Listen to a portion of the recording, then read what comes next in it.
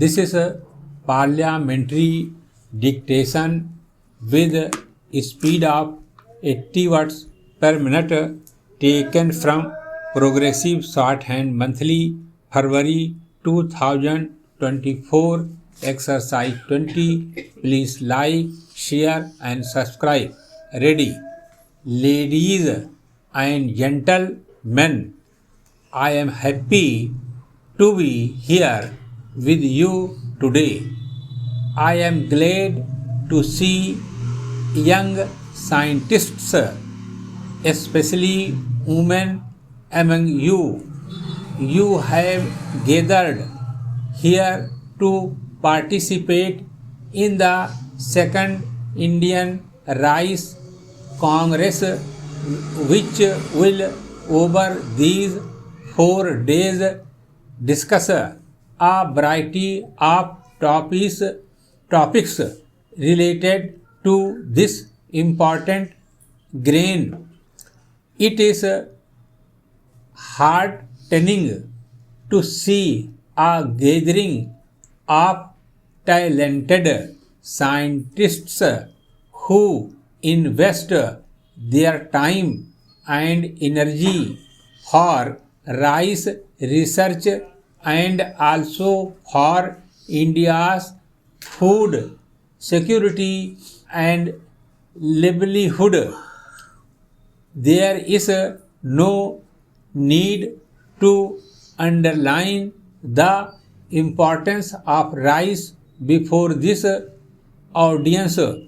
You know very well how rice is the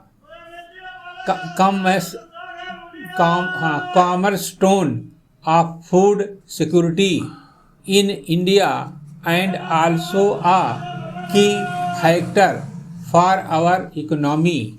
Rice also figures very prominently in our heritage and culture. Right from the Vedas, our ancient literature in Sanskrit and other languages have rich references to this grain and many varieties of rice. Many rituals and ceremonies of various religious traditions are considered incomplete without achat, the unbroken rice, which is a symbol of prosperity and even the wholeness of life. In many parts of India, the first solid food given to a child is usually something made of rice.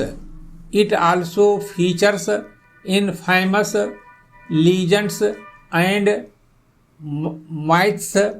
I am sure you remember many tales such as the one about Sudama's rice, which underlines the bonds of love between old friends.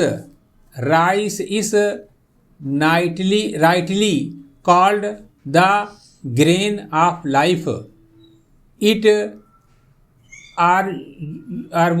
arguably feeds more people than any other comparable food grain, especially in Asia. India, of course, has been the biggest exporter of the grain, helping people in other parts of the world ensure basic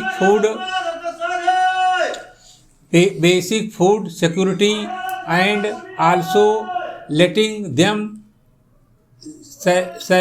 savor different rice varieties.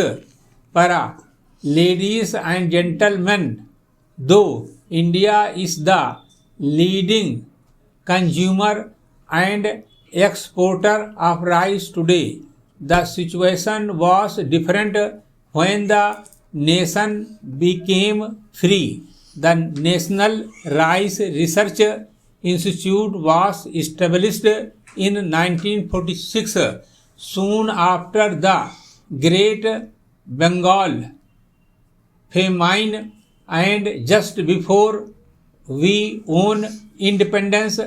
In those days, we were dependent on imports to meet our food requirements, and often the nation lived what was called a ship to mouth existence.